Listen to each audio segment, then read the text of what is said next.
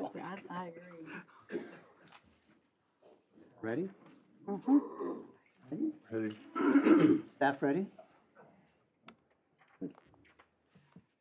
I'm going to go ahead and call to order this Kerrville City Council meeting for January 27th, 2026. And I invite everyone to stand for the invocation and pledge of allegiance led by Brenda Hughes. You'll bow with me, please.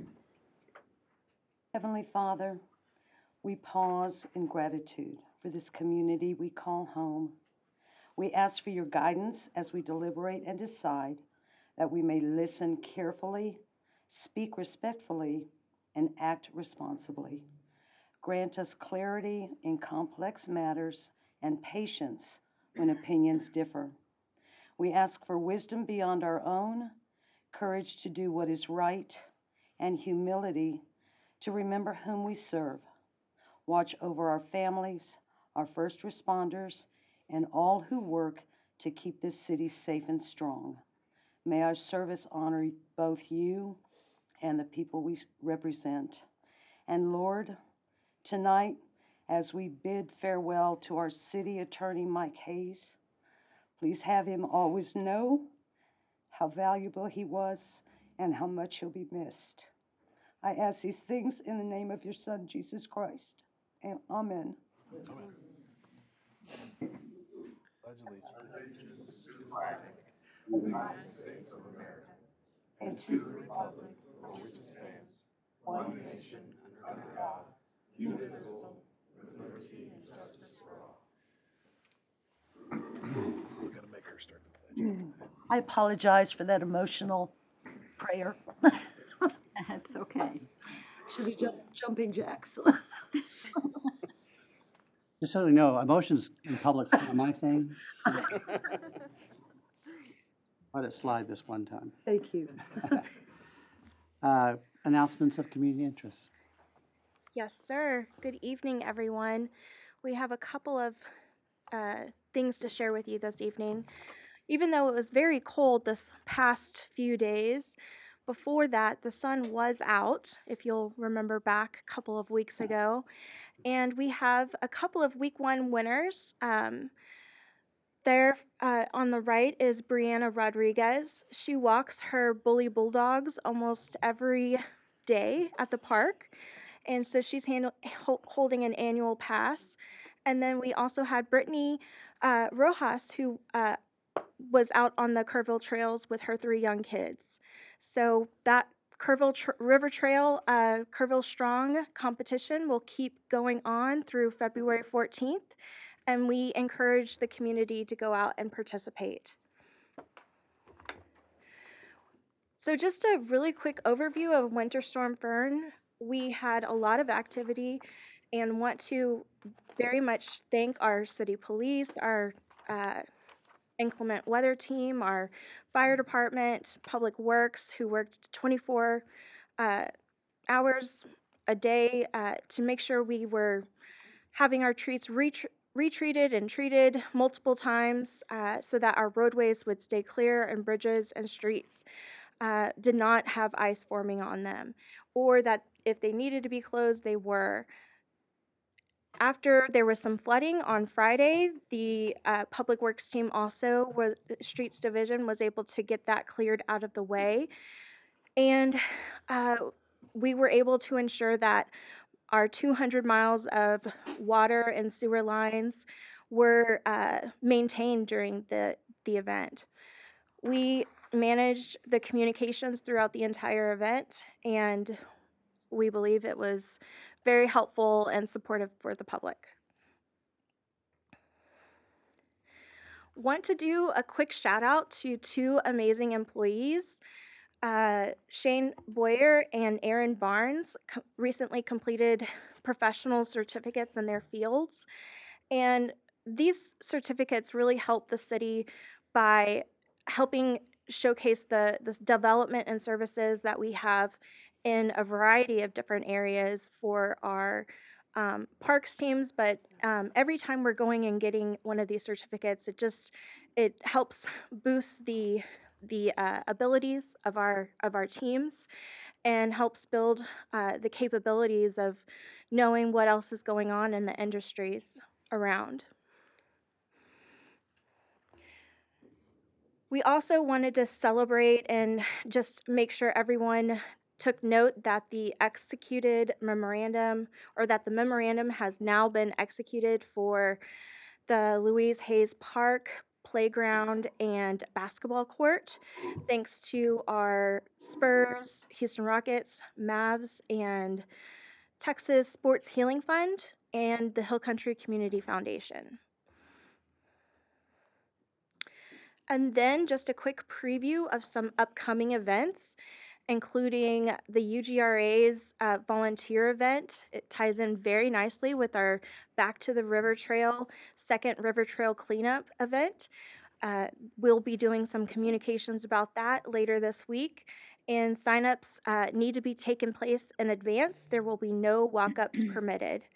There's multiple events taking place at the library throughout February, and the Someone Special Dance still has tickets available if you would like to take someone little special to the dance.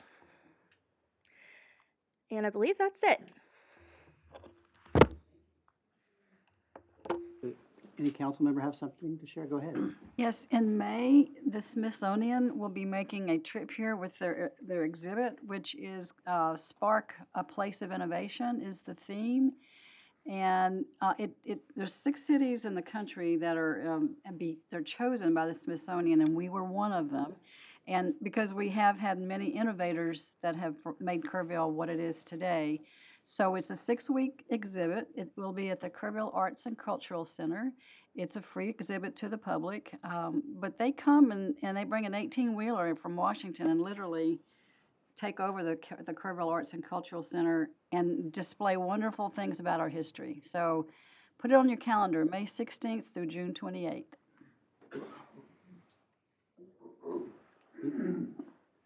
All right, we'll move on to presentations. Now go down front and we'll recognize some people who have served on boards and commissions.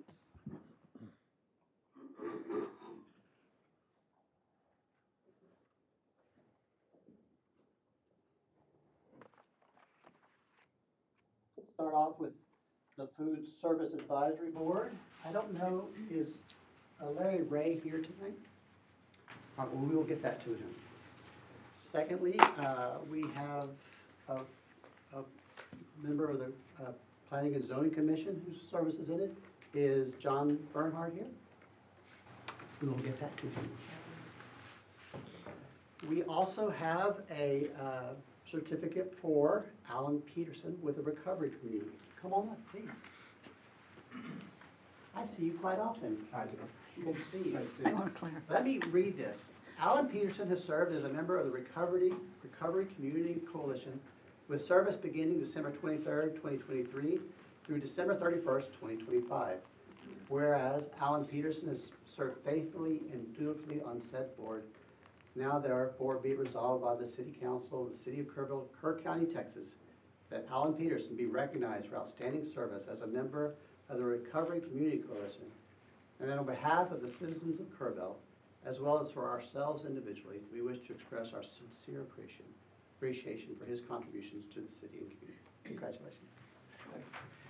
Would you like to say a few words about your service? I really appreciate the city's support of the recovery community, and I'm grateful for the opportunity to serve. Well, you did well. Thank you. Thank you.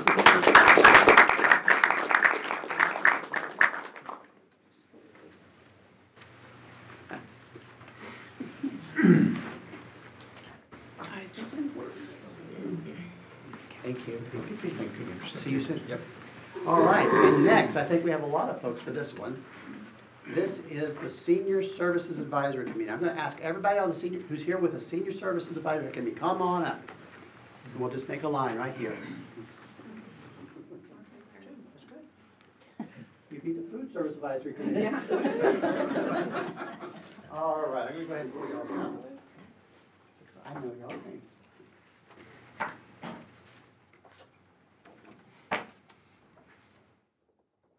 All right. This is Paige Sumner and Karen Maddox. I've known Karen since about 7th grade. Yes. when I copied off of her papers and scrolled.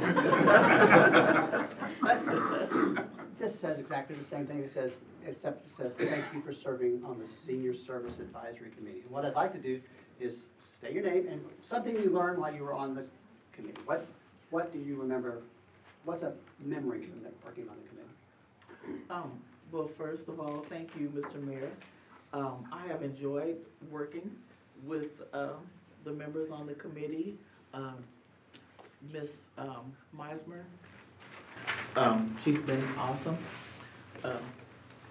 Ms. Page, she's awesome. And all the other members, thank you for the support that you've given the committee. And what I learned is how to write a grant. That's good to know. Congratulations. Good to know, Guy. Paige, how about you? I appreciated being approved to serve or not, just whatever, you know. It was a close vote. Appreciate you letting me in and getting to know the people on the committee and just building the partnerships that, you know, kind of what I do in my day job too at Diederich Center. So getting to know a lot of other people who were interested in supporting seniors in our community was invaluable, and building friendships as well. So, you know. Will you earned a certificate? Oh, thank you. All right, let's get a picture. I should say though, the work will continue Of because course. the committee isn't going away. We're gonna continue at Diederich. Transition. That's Okay.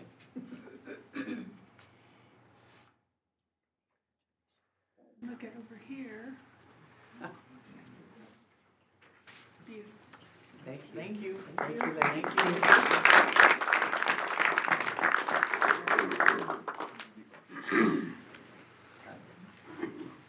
And now, Randy Maroney. Come on up. And you can come up too, or you can take pictures. Okay, good. So listen, this is Randy Maroney, and he is being celebrated as an artist. Wow. Thank you. Well, no. That's what it says here. It's Yeah. official. I've signed it. This certificate of recognition is presented to Randy Maroney, Kerrville local artist, for his City Hall exhibit of Matchman art. So the City of Kerrville and the Community Arts Program proudly recognize local artist Randy Maroney for his installation with Art and Municipal Buildings Program. His distinctive Matchman art collection is now on display at Kerrville City Hall and at the Kerrville Convention and Visitors Bureau during regular business hours. Randy's art centers on transforming vintage matchbooks into detailed, one-of-a-kind displays, crafting themed designs, including several honoring his home state of Texas. Each geographic piece is thoughtfully arranged with matchbooks placed in the region where they originally come from. The Art and Municipal Buildings Program champions local artists by bringing their work into public spaces throughout Kerrville, creating daily encounters with art that reflect the community's identity, heritage, and creativity.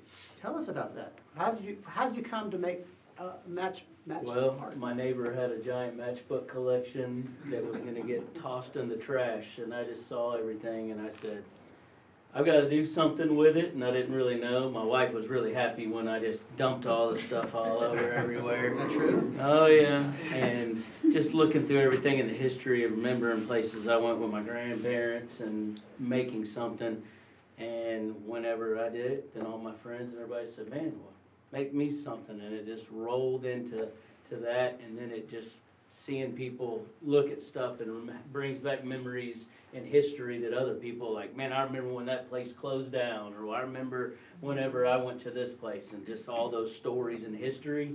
Just so great that they're not trashed or sitting in a box somewhere or in some garage where nobody will ever be able to see them. Well, they're on display on the outside walls on either side of the reception desk, and they're really quite amazing. So thank you. And you'll start.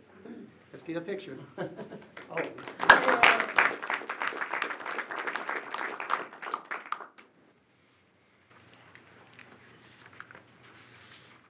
I spent some time looking at them. They're very nice. Thank They you. really are.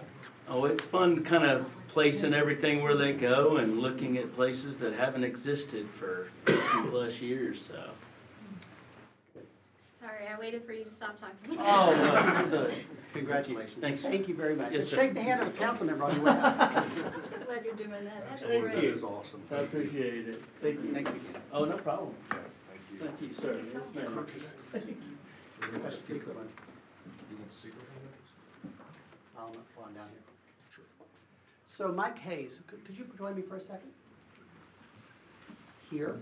You can jump all the way down if you need to.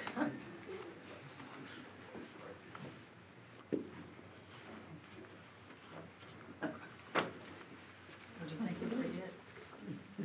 You have led with a servant's heart. You've made Kerrville a better place, and we have a small token of our appreciation. You haven't spelled your name right. Thank you for all you've done for our community. We will miss you. And I will always be making fun of Pflugerville for the rest of my life. It's already started. I got a lot to say. One, I was over in Grape Juice, and we saw your art. Yes, sir. And my wife said, who's sitting right over here, let's get the one with Kerr County, because that's a great memory. That's nice. So, if you go over to Grape Juice, you can have a wonderful meal and then see more of Mr. Maroney's art. So, we're gonna call on you later. Okay. All right? Be ready. Yes, sir. All right.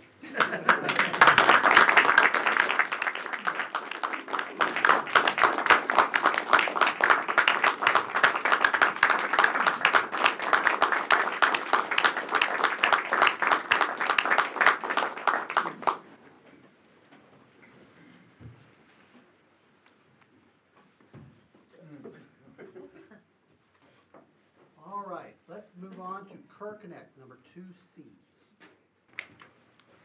Who is going to present? Is that Addison? That would be me. All right. We record these, so please state your name and what city you live, in which you live, and then proceed. Okay. My name is Whit Madison. I live in Hunt. I'm the program director of Kerr Connect, and thanks for having us here tonight to talk to you all about how we spend your money. I'm joined tonight by Mike and Karen Burkett, who are board members and among the founders of Kerr Connect. So thanks to them for being here.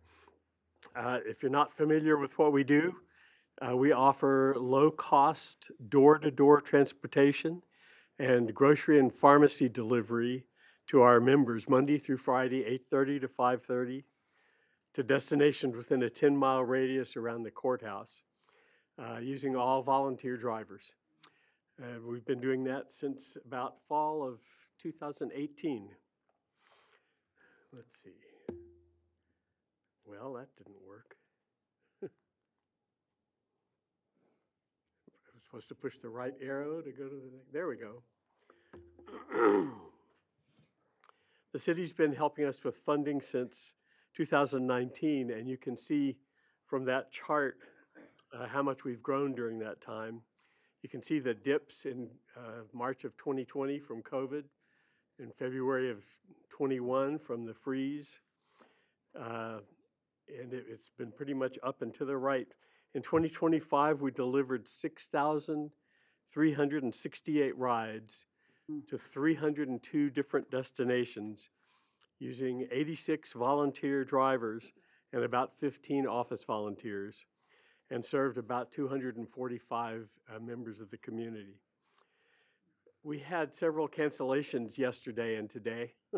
So we probably, that last dot up there is for January, and it won't be quite that high, but it'll be about 600 rides that we will end up delivering in January. And January is not our busiest month, so I'm anticipating even more in February and March. The biggest constraint on our capacity to serve folks is the number of volunteer drivers that we can recruit.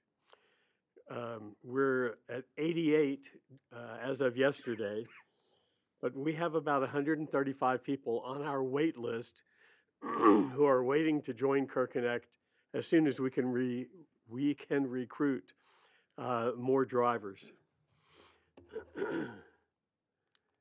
Here's a breakdown of the rides that we give by type. This is for 2025. And if you add together the slices for medical, medical lab, counseling, and dental, those four essentially medical type rides add up to just at 50% of the rides. But we'll take people anywhere they want to go in our service area. So we take folks to get their hair done, to go shopping, meet with friends. Several of them volunteer at other nonprofits, and we take some people to work each day. So, sorry.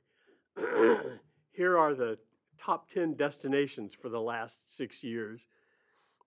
The HEB line includes both locations.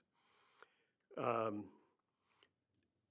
it's an interesting variety of different places. There's a hair salon in there, several physical therapy locations, and somehow Dr. Wee ends up as the third most popular destination. And that's been consistent all along. That's just 10 of the over 700 destinations that we've taken people to. It's hard to believe there are 700 different places to take people. But you think of all the doctors in town, it adds up pretty quick. Down at the bottom is an accounting of how many clients and destinations are within the city limits.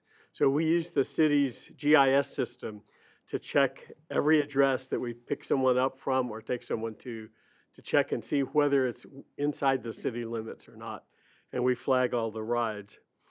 You can see we pick up a lot of city residents, and we pick up a lot of non-residents and bring them into the city. And we end up with over 98% of the rides have one end or the other or both inside the city limits. Looking ahead to the future, we're in the process of hiring a third staff member to help in the office. And we're starting a search for some new office space. We're in a 670 square foot, what would you call it, a cabin at Light on the Hill. And we're starting to outgrow that space. So if you know of some space that's maybe 1,500 to 2,000 square feet and priced right for a small nonprofit, we'd sure like to hear about it. If you count up all the people that we've served and the places that we've taken people to and all the folks who have donated to CareConnect, we touch about 1,400 different people in the area. And those folks are all benefiting from the support that the city's provided to us. And we really appreciate your support and hope we can continue to work with you into the future. Thank you so much. Any questions? Do you have any questions for Mr. Madison? Thank you.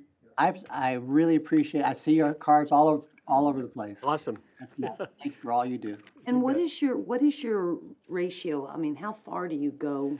We go a 10 mile radius around the courthouse. So Okay, up to Tierra Linda. Okay, so out in the county, but not outside of 10 miles? The 10 miles, Okay, right. So all we'll right. get to Center Point, Ingram. Yeah. You could draw the circle and see about Okay. where it goes. Thank you Thank for all you. you do. Thanks. Yes, thank Please you tell your so volunteers thank you also. Thank you very much. Next, we have Kerrville Pets Alive. Farrell, would you like to start?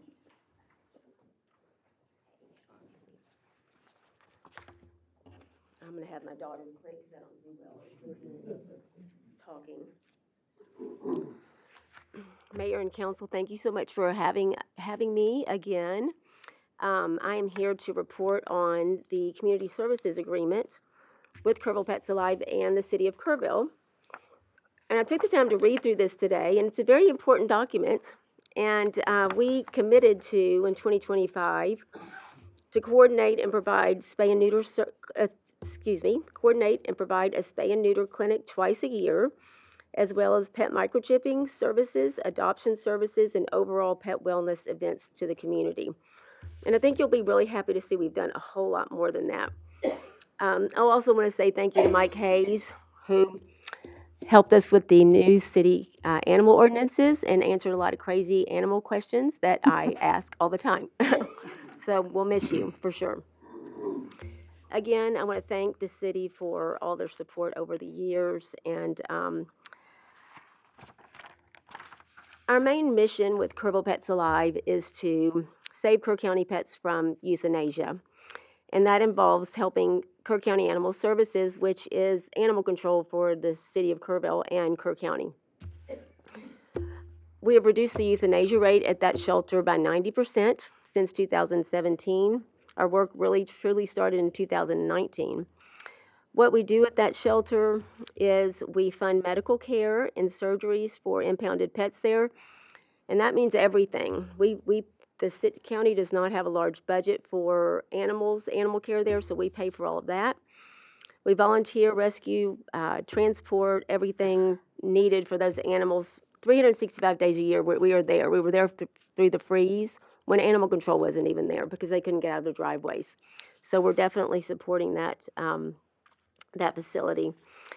We learned during COVID that it was really important to assist the community with their personal pets, because with our kind of demographics here and all, we've got a lot of people that are retired, a lot of people that's the only thing they have is their pet. And we thought, we saw people not taking care of themselves then. So we realized we needed to take care of people, pets, so they can people can take care of themselves.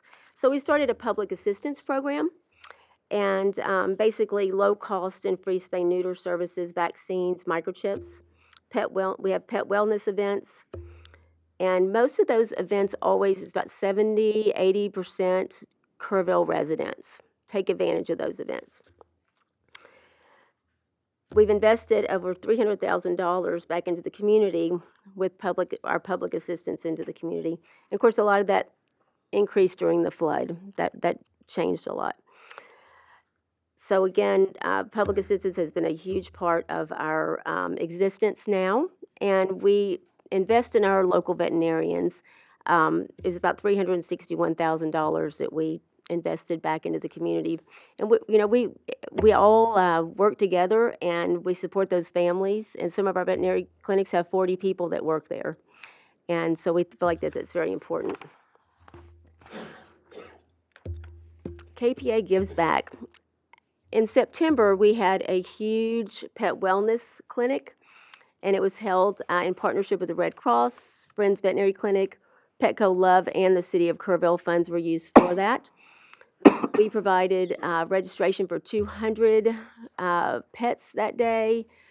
325 free vaccines were administered that day. 225 microchips and pet tags were 75 pet tags. And 400 residents showed up at the Red Cross, which was quite a fiasco. They were all around the corner. We lost a Chihuahua that ran over to the courthouse, got that one back, but we won't probably have it there again, even though we were trying to partner with them. But again, this was after the flood happened, and we realized we needed to do something big for the community. And with the help of the Community Foundation as well, we felt very comfortable having this clinic, and also with the support of our other sponsors.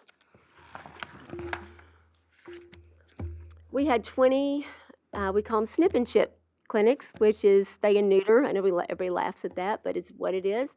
And we have a wonderful partnership with Town and Country Animal Hospital. We've been doing this with them for 3 years. We served 300 pets last year through spay and neuter, vaccines, and microchips. Later on, as the flood affected us, we worked with the Jason Heigl Foundation to provide free services. So we had low cost, and then we ended up having free. They require that we provide free services.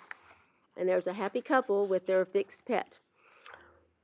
We assisted 350 pets during the July flood. It's hard for me to look at that picture because a lot of those didn't make it. So anyway, I didn't look in that in a while, but anyway. You can go back to that, Grace. I can look at it now. But we provided pet reunification. Our Safe Campus became a pet resource center for all of Kerr County. We had A&M there. We had search and rescue. We had horses. We became a real hub, and it was life-changing for all of us. Then we provided boarding, cremation. Sadly, for a lot of the pets, we weren't going to leave any pet behind. We had volunteers with the assistance of first responders going down to the rivers as we could to pick up pets. And it was just an amazing, it's sad, but amazing experience for us. Going back to serving the community, I think it's really important for everyone to know that we are all about local. And I know a lot of people give to other organizations, and I'm not saying not to give to other organizations that are national or whatever, but our money goes right back into the community. Again, about $610,000 total. If you look at everything we did in 2025, went right back into the community. And because of we've gotten some donations during the flood, and because of that, we decided to pass on the city's funding for this year. That was offered, but we decided that we would let you put that back into something else, and we thought that was the best idea. If you'll see on the left, that's not the most great picture, but we are going to open our new Safe House hopefully in June, Safe Campus, which is right down the street from our current facility, right next to Schreiner University. At that campus, again, from the flood we learned we were a pet resource center, and we were living what we were becoming, which is a hub for everything pet in the community. And that's the groundbreaking, and again, it will be open in June, hopefully. And it's a support system for the community pets as well as Kerr County Animal Services. And giving back, I think we're very important and valuable to the community. We really, it's about quality of life with us.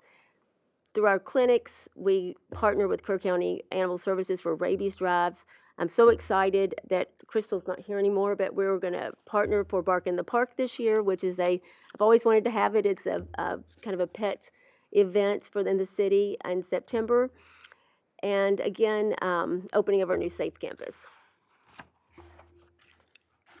I love this picture. We have a lot of youth that come and donate to us. Those kids were so excited to bring us those blankets, and we are an all-volunteer organization except for me. I am now the executive director, and I'm very proud of that. And every day is a KPA day. We say that every single day. During the freeze, during the flood, today, we were again assisting Kerr County Animal Services, along with city staff, our first responders, the chief here, the fire chief. We just had the Kerrville Police Department help us with the dog during the freeze, and the fire department also yesterday. And actually, a Kerrville Schreiner Park staff member has been helping us try to trap a dog that's in Kerrville Schreiner Park. So we work really closely with the city, and again, 365 days a year. And I don't know if you have any questions about what we do. Any questions? No, but thank you. Thank you, everyone. Thank you for thinking of this 5-6 years ago. Yes, it all started with you. We started with vouchers, and we thought it'd be a great idea to do spay and neuter vouchers, and we had that. Well, that wasn't the best idea, just to let you know, people, not everybody's honest about things. That was a little fiasco, so we don't do the vouchers anymore, but it did all start with the city having faith in us for these spay and neuter clinics and pet wellness. So thank you so much from Kerrville Pets Alive. Brenda, anything? No, good job. No. Thank you very much. Thank you very much. Thank you. Thank Please you. tell your volunteers thank you as well. We will. Thank you. All right, 2E, K-Star. Who's speaking for K-Star? Good.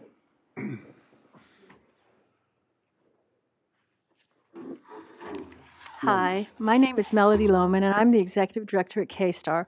I don't have a presentation today, I just have me.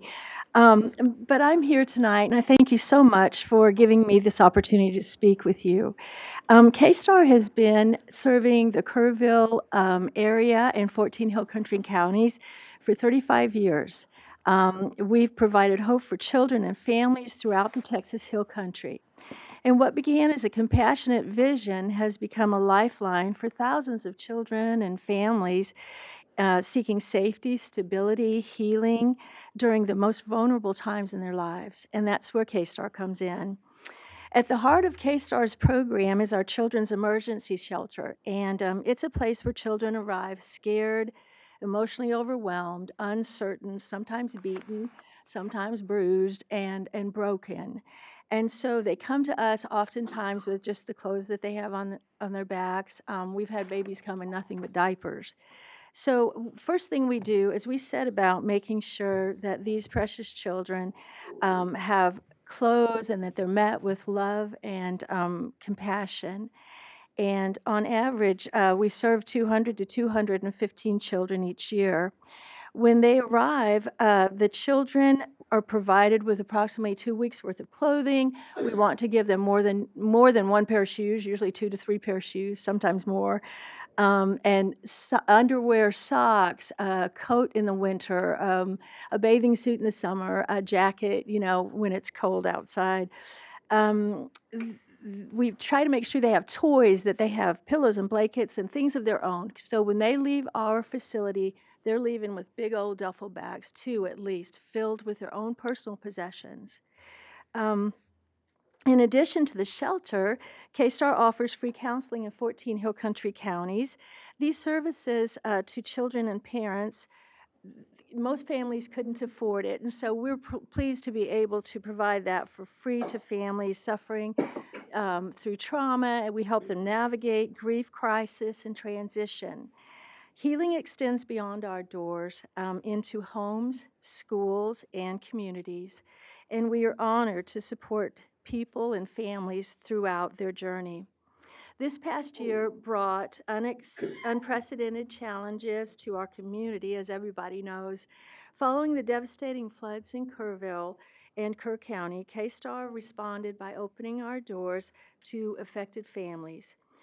We had started on a project to bring a community closet to K-Star, which is called Halo's Closet. So we rapidly opened our doors to help the families that had suffered. We provided clothing and beds, hygiene supplies, toys, blankets to those that lost everything. Parents were also given clothing. We were really fortunate to get a bunch of clothing, brand new clothing for people, cleaning supplies, baby items, and information for additional resources. Our counselors also offered free services to the communities that were affected immediately after the aftermath. Sorry. We opened our community closet doors early, and we helped many, many people during that time. We were, the Community Foundation actually partnered with us and gave us, we went out and had to go rent a couple of big old storage, semi-storage things so we could put the cleaning supplies and all of the amazing items that they had given us and entrusted us to give out to other people. And so we did that. Halo's Closet was founded on the belief that every child deserves quality clothing, comfort, and a sense of worth.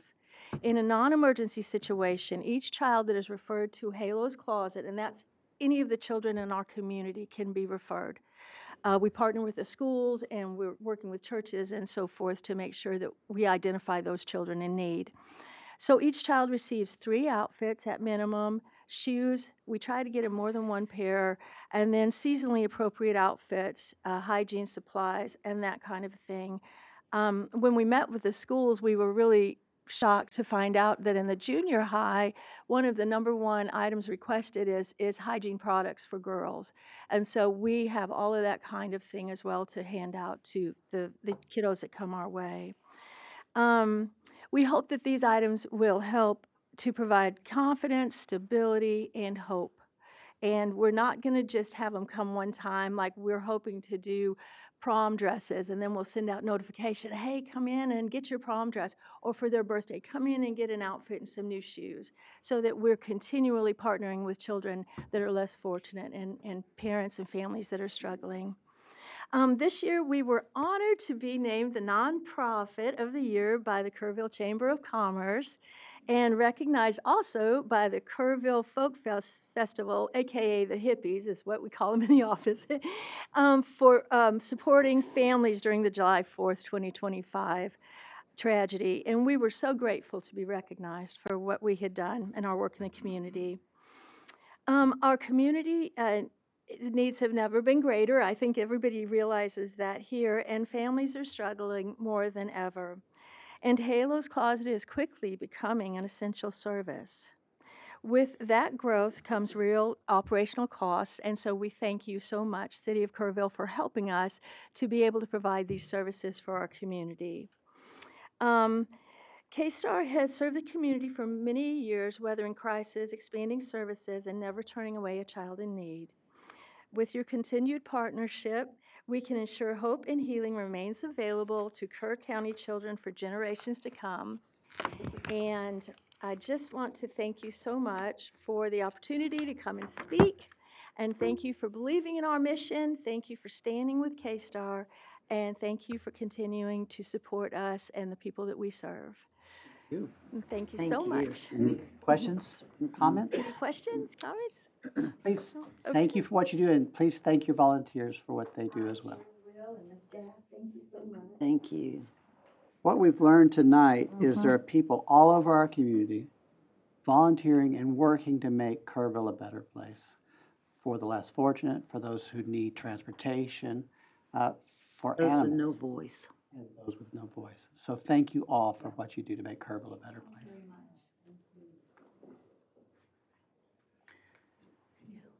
Move on to 3A. Ms. Behrens. Good evening, Mayor and Council. So wanted to give you a quarterly update this time, and I know there's been a lot of questions surrounding the flood, so we finally have some kind of hard numbers to go over with you. But first, I wanted to mention that we have received a Triple Crown Award again. So we're very proud of that. This is something that, thank you. We started this effort back in, I guess, 22, not even realizing there was a third award out there, and really that was to create a financial report that the average person could read. And so that's the 15 to 20 page document that you guys are getting now that kind of sealed the deal for us on this award. So we're very proud of that, and I'm going to thank Jacob if he's here because we kind of work together to get the documents done, but then he's in charge of the awards part. So that's it's a process for sure. So talk about flood just for a minute. Some good news to report. I found out today that our Category B, our emergency protective measures, the $951,000 that we submitted, those were actual labor costs, supplies that we purchased during the flood event itself was obligated by FEMA. So we submitted $951,000. We will be reimbursed $713,000 of that. We've also submitted all of the donated resources that we continue to talk about, and I'm going to cross my fingers and say I'm conservatively saying that donated resource is going to be able to cover the other $238,000 that is our match. So we fully expect to get the $951 back, but the $751 should be within the next 30 to 60 days. And then the once they approve the donated resources, we expect to get that. So thank you to everyone who volunteered, but bigger than that, collected the data because that was a monster to go through. And so we'll see what FEMA does whenever they go through it, but that's really good news. Those funds were actual hard costs out of the general fund and the water fund, so those will be credited back to those individual funds. Bear Creek is complete. That was covered by insurance. I know Michael has given you an update on that. Floodplain management, that has been awarded the 75%, so that was Drew and his team with the outside inspections that they did for looking at FEMA damages. And then Guadalupe Park, as you know, is fully funded from outside resources, the Community Foundation, and also MBA partners. So should see that be moving pretty soon. Dree Street Guardrail, if you haven't been by there, that has been completed. That was obligated, and we have sent in closeout documents, so we expect to be getting that reimbursement back soon. And then the other things that were already obligated, G Street water line, which is not complete yet, but has already been approved through FEMA, and then lift stations as well. So some of these things kind of have a mixed match of some FEMA reimbursement, less any insurance proceeds that were assigned to these projects. So water treatment facility still pending. That's a little bit bigger one. Lowry Park and the River Trail, it's hard to even estimate that, but we're thinking about $1.5 million. We were fortunate that the Community Foundation funded the Camp Meeting Bridge, and that's going to speed that process up probably by 2 to 3 months by going this route instead of federal procurement. We can fall under state law instead. And then also benches and trash receptacles along the river trail have been funded. So I think Parks has received most of those, and you'll be seeing those come out soon. Louise Hayes Park, I'm going to let Jay speak to that at a different day. That's a big one, and so we're really have a big TBD on that at this point. Kerrville Shriner Park, that's pending FEMA review. There's quite a few projects within that park that need to be managed. So remember that FEMA public assistance is a funding of last resort. So they want to come in after we've expended all other funding opportunities. They've been super good to work with, but they still work within the confines of their rules. So potentially reimbursement of 75% up to of the estimated cost to return damaged infrastructure to pre-disaster conditions. So when you start talking about improved projects, mitigation, moving things out of a floodway or a flood zone, you're very limited as far as what the additional funding is. So other departments have been doing a great job of seeking outside funding, and I think we'll continue to work on that. Any questions on anything flood before I give you financials? Thank you for your hard work on that. Okay, of course. And your team. We're learning, for sure. There's been a lot of learning here. So quick, just update on inflation. We usually do once a quarter. If you remember a year ago, we said that the Fed's goal was 2%. So we're down to 2.7. They do have a meeting on the 28th. We're still seeing challenges that we saw during the height of inflation. I don't think that those are going to go down, but we can say that the cost increases on things are not going up as quickly. That's maybe seeing a new normal in cost of goods instead of the rising prices. So watching that. And then gas is always a really good indicator with everything we do. So gas prices have been a little lower. We're watching that as we go into the 27 budget, just seeing what's going to happen there. General fund, we talked about property tax a lot last time. Right now, with collections through December, we're $625,000 better than our year-to-date budget estimate, which really aligns well with the budget amendment. However, it's early. Until we see January and February collections, it'll be really hard for me to give you a hard number for what that looks like. But pretty soon, we'll be at really close to fully collected. Sales taxes running better than budget. Now, what that's attributed to, we've had a lot of extra people in the city since the flood, and so some of it is from that, and then we're watching different categories to see if we can kind of track down any anomalies so that as we're budgeting, we're using the right numbers. All the other revenue is really close to budget estimate. Personnel, we have some vacancies throughout the city, so we are better than budget estimate there, and then supplies right now are better than budget. So just looking at sales tax, it's always interesting to see one year to the next in the first quarter. And so our top 4 categories don't change much. Fourth category changes just a little bit, but we look at these in some pretty good detail all the way down to the sales taxpayer whenever we're doing trends to kind of make sure we're giving or using good information as we make recommendations for budget. Water fund, doing well. I would say tracking right along with budget, not really anything extraordinary. Water's a little bit better than year-to-date estimate and better than last year. Sewer's better than year-to-date estimate and better than last year also. So we're hopeful that this new water model that we implemented last year, it proved pretty effective and made some changes to it this year. So hopefully we'll see that continue along that trend. Just one thing I wanted to bring to light for customers, that we have multiple payment types, and so we really track how customers are paying and what technology they're using within our department that's available to them. So our girls have been doing a really good job of educating customers, giving them options. So you look at the last 4 or 5 days and where have we all been. And so just really providing people with options rather than coming into the office so that they don't feel like they have to be pressured to do that. So this just kind of tracks, how many payments we take in the office compared to bank drafts, online payments, and we even have a phone system that you can pay either with a card, or I believe with your checking account through that phone system. And then also we have text to pay, which we have some people that are taking advantage of. About 2% of our customers right now are using text to pay. So it's pretty interesting. It sends you a reminder when your bill is due, and you can just reply back because you've already set everything up, and it'll just take care of it for you right there. So just wanted to bring that to light as we were talking about options for utilities. So as you know, we broke out 2 of our park systems into enterprise funds this year, and we've been watching those monthly, just tracking really a business model and seeing if, we're budgeting correctly on the revenue side, what changes we need to make those funds self-sufficient. Kerrville Shriner Park, we know, has struggles this year, which we fully expected, so we're keeping a close eye on this and have been working with Rosa really closely to see what's happening over there. So right now, they are running behind budget, and we did adjust a little bit in July, but it was so quick that we didn't have a lot of time to really even make a decision about what we thought might happen. So we'll be watching this closely and making some adjustments, and they're tightening the belt where they can also. So this is something that I would suspect is the next 3 to 5 years in planning of making Kerrville Shriner Park into a true business. Golf course has been its own enterprise fund before, and now has broken out again into an enterprise fund. So you can see here that right now we're $27,000 better than budget estimate. That's really hard to say given the new layout over there and things, and I think it'll be the spring before we see if the historical models really work with where we should be at a given time. And then of course, we made some changes to rates and things like that, and so kind of tracking on where are we going to be heavy and where are we going to be light and what we need to do differently as we go into next year. Hot Fund is doing better than budget, and we brought this because it's been really running behind.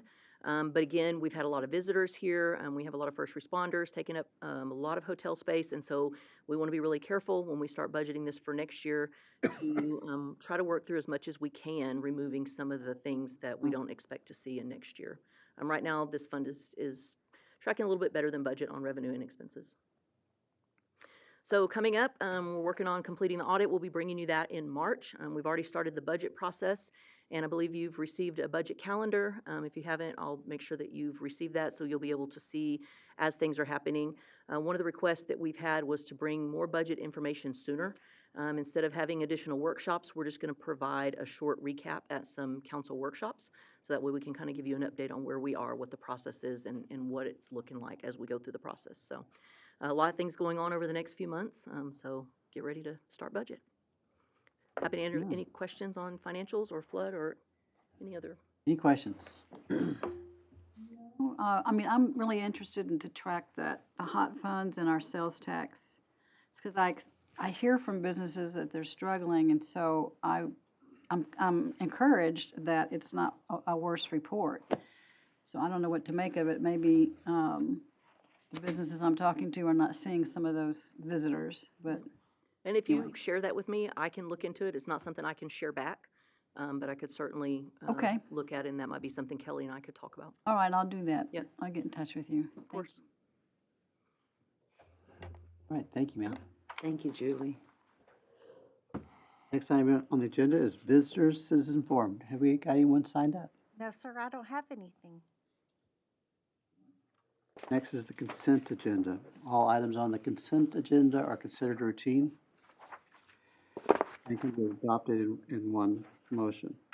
However, an item can be removed from the consent agenda by a council member, by a member of the public, or by staff. Do any council have anything they would like to remove from the consent agenda? I'm not interested in pulling 5B, but I would like to just make a couple of comments about it. Fine. Anybody else want to pull anything? Maybe I have to pull it to do that, I don't know. I'll let you go ahead. Go ahead, please. Okay, so I received an email from a citizen, a voter, who wants some clarifications on who writes reviews and corrects these ordinances.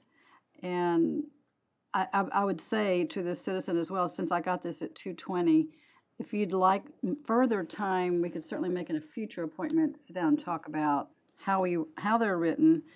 But I thought I'd give Mike one last chance to describe what all the agony he goes into to write these ordinances. There's no agony. It's really one of the it's really one of the things I like to do the most, because I like language and I like words, and words matter. And clearly our old ordinance that I'm recommending that you all repeal, Right. had some wording that provided the court with difficulty. And so,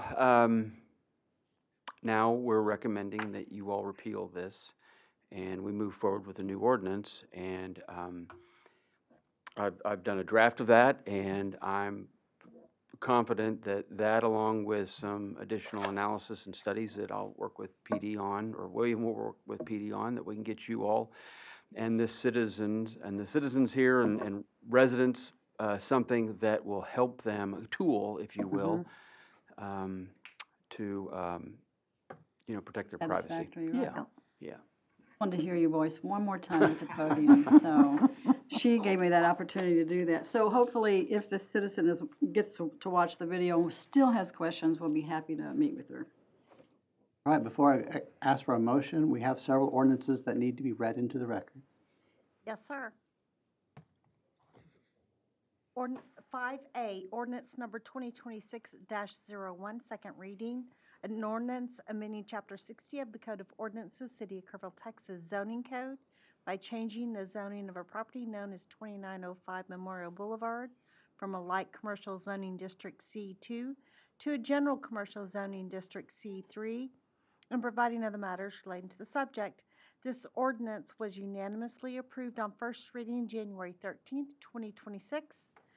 Item 5B, ordinance number 2026-02, second reading, an ordinance deleting Article 6, solicitation of Chapter 30 business of the Code of Ordinances of the City of Kerrville, Texas, containing a cumulative clause containing a savings and severability clause, and providing other matters relating to the subject. This ordinance was unanimously approved on first reading January 13th, 2026. Item 5C, ordinance number 2026-03, second reading, an ordinance amending the city's fiscal year 2026 budget to account for changes in property values following July 4th, 2025 flood event. This ordinance was unanimously approved on first reading January 13th, 2026. Thank you, ma'am. Is there a motion then on the consent agenda? I'll move to approve items 5A, 5B, 5C, 5D, 5E, 5F, and 5G of the consent agenda. Is there a second? Second. Motion's been made and seconded. Any discussion? All in favor, so vote. And it passes unanimously. Item 6A. Mr. Paxton, you want to start us off on that?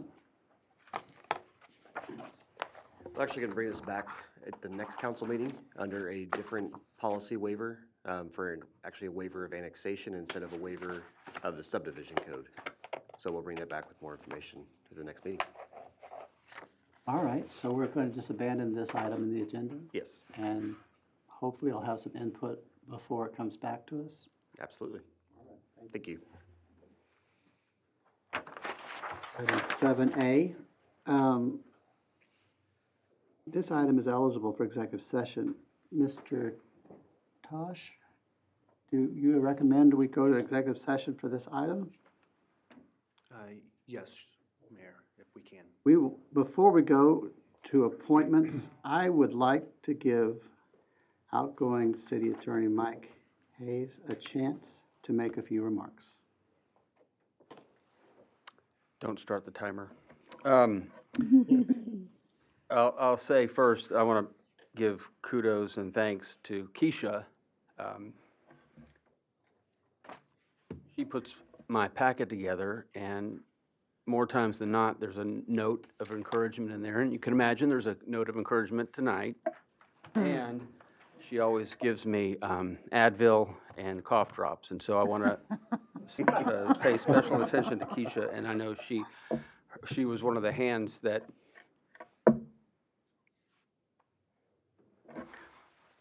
yeah. Anyway, one of the hands that went into the reception. So I'm greatly appreciative. I was thinking through, my time here, and I literally remember being at that corner right out here for my first interview, and it seemed like every vehicle had a kayak on it. And I turned the corner to go to the other city hall, and I thought, this is going to be a really neat place. I hope they hire me. I drove in on Labor Day of 2001 and had to pull off the road in Comfort because my car was overheating. And so I spent about an hour, as I recall, on the side of the road, hoping that I could get into Kerrville that evening, staying with some friends, so I could go to work the next day. The next day I went to work, and it rained overnight. And you all may remember 2001, there was a drought that summer. And so anyway, it rained that night, and I remember driving into work my first day, and it was, I don't know, probably mid-60s, and it felt like just another affirmation I did the right thing, made the right decision.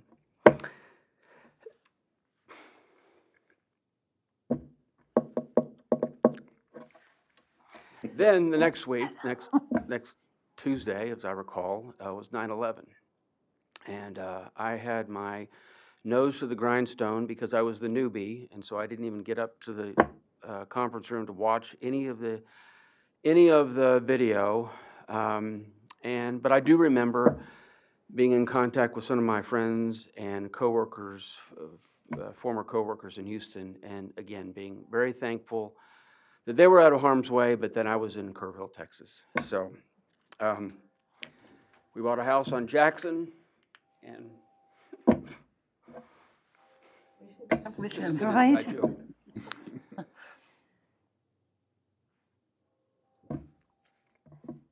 I would drive kids into Starkey Elementary, and I made it a point, and I was pretty good at this.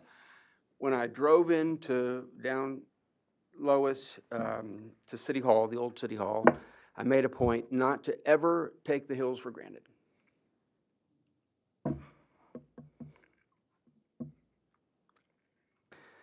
And I don't think I did. A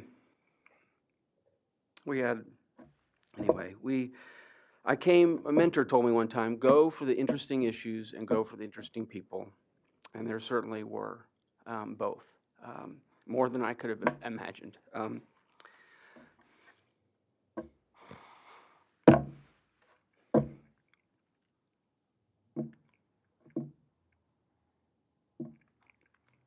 I raised a wife here and kids. Very thankful for that. I will say this too. This is the first time any family member has been to a council meeting. My kids, I don't know if they really know. They know I'm they know I'm an attorney, and they know I work for a city. I'm not sure they know exactly what I do. Melissa, my lovely wife, has wanted to come to a few meetings, and I said, no, this is not the one to come to. So I appreciate that she's here. Good advice. Interesting meetings. We had a zoning public hearing. I don't know if anyone is here that participated in that zoning public hearing. Went to 4 in the morning. Oh, my gosh. I was with a majority of council at IHOP at 5 a.m. And I remember trying to think through Open Meetings Act and things of that nature. And I said, I just want a pancake and a coffee, and please don't talk about anything that just happened. And we did it. We got through that. So 5 a.m. IHOP. Circumstances shift and desires change and opportunities arise, and that's kind of where I am. I had this fall I was thinking, I had enough stress in my life. I have a daughter who's on the cusp, got engaged, my first one out of the box. So we have that going on. I have a son who has a Ukrainian girlfriend that he met in college, and so we're trying to figure out how he can help her come to this country. And so I have some stress, and I thought, well, let's add some more to it and take on this opportunity. I go back to some of the great projects that your predecessors and you have done. And these are the ones that just come to mind, and they come to mind because there was a lot of study and a lot of homework that staff had to do, education, and to overcome, very vocal, loud criticism. And you all know that occurs occasionally. River Trail was on the books to do since like the 60s. And when we were going through that, I think Kim, and I know Kim was here, we were going to put this river trail in, and the first flood that came through, it was going to wash it all up. And we've had several floods, including a horrific flood, and that trail has lasted. So, good work engineering, good work Public Works. Sports complex, we did that, and that was a big agreement. And I remember, I didn't get a call from the Attorney General's office, but someone said they made a complaint to the Attorney General's office because of the way that contract was set up. It was a private-public partnership. And I was convinced it was legal. I'm still convinced it was legal. And lo and behold, that's how they, the same construct, the same contracting principles went into creating the new Moody Center in Austin, Texas. Wow. So I'm not going to say that they took my contract, but I might say that one day. And then the reclaimed water pond. I mean, that was, I can't remember how long it took to get that through council for a final vote, but Public Works probably did 3 or 4 engineering studies and went back to the books, and that really, in my opinion, has saved our bacon during these drought years because we're getting water to golf courses and athletic facilities that normally would go, we'd be using potable water. So, Tybee Mountain is another great project, and I hope that you all go forward with that. I was talking to someone today about it, and I don't think that situation gets resolved without a public entity being involved. And I think the city is the public entity to do that. So I hope that you all do that. And I talked to someone again that walked up there, and he just said, that's the best view in town. And so I said, I agree. It's a bittersweet time. It was a lot of discussion.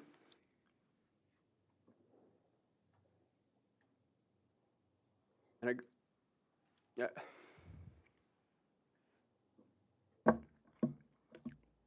I go through life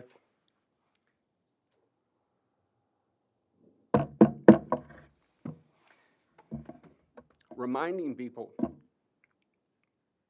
rely on your faith. And I got away from that a little bit, and I got back into it, and I started praying, and I got a sense of peace. So,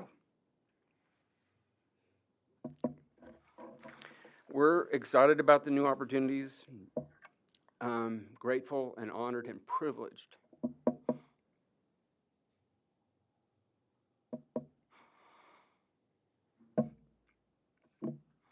Deserve here. I'm taking up too much time, but I do want to say this. I have learned, I think I put math together. I've worked for 40-plus council members. And I have learned from each and every one the way you all think, the way you all react to things, the way you move and navigate through issues. And I tell you all during orientation, it might not be the first meeting, but it's going to be a meeting where you look out here and you're going to divide the room with a vote. And so kudos to you all for stepping up and running and putting your name back in the hat for next time, and I wish you all the luck. But I did. I learned from every council member, became a better public servant, better attorney, and a better human being. I know, because I'm faithful, that all things work for His glory, and I'm convinced that's working here.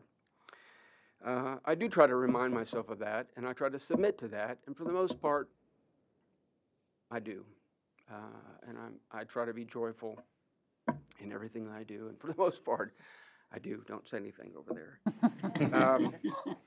I would say this to everyone here and to the public. Thank a public servant. You all don't get enough kudos for the homework that you all have to do and the issues that you have to work through. And you probably go into HEB and someone says, hey, why did you all do this? Or, that stinks. You need to be doing it this way. And so I always encourage people, thank a public servant, thank the volunteers. I mean, you saw that tonight. This community is a great community. Stay engaged, offer thanks. I get calls periodically. I don't like what council, they'll tell me, I don't like what council's doing here. I wish they would do this. I said, have you emailed council? That's the easiest way. Email council. And start with wag more, bark less.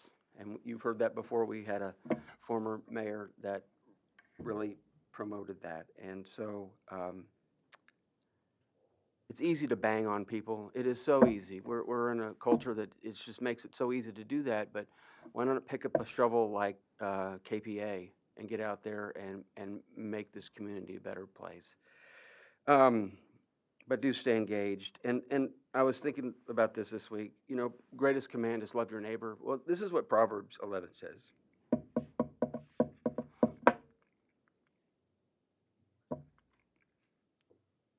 Upright citizens are good for the city and make it prosper. But the talk of the wicked tears it apart. It's foolish to belittle one's neighbor. This is the important part, I think. It is foolish to belittle one's neighbor. A sensible person keeps quiet.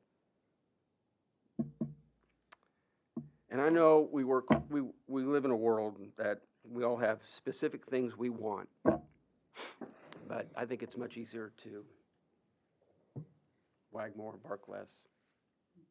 Come down here, participate in the process, run for council. I wish you all good luck, continued success.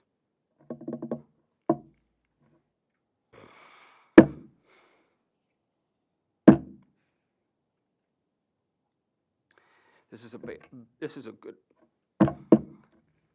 great place.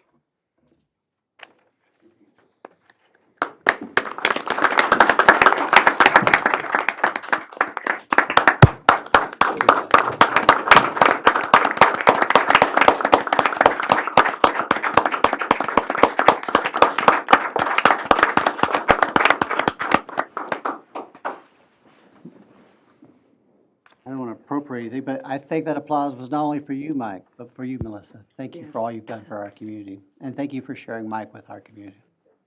And we're gonna make a road trip to Pflugerville Do it. in the future. I'm on a mission to look at cities are growing. I'm never going to Pflugerville.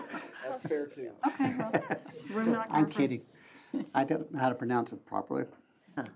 We need a motion then to go into executive session. I'll make the motion to go into executive session under sections 551.071 and 551.074. Second. Motion's been made and seconded. Any discussion? All in favor, so vote. And pass unanimously. We'll go upstairs for executive session. Melissa, that's how we do this. That's how the sausage is made.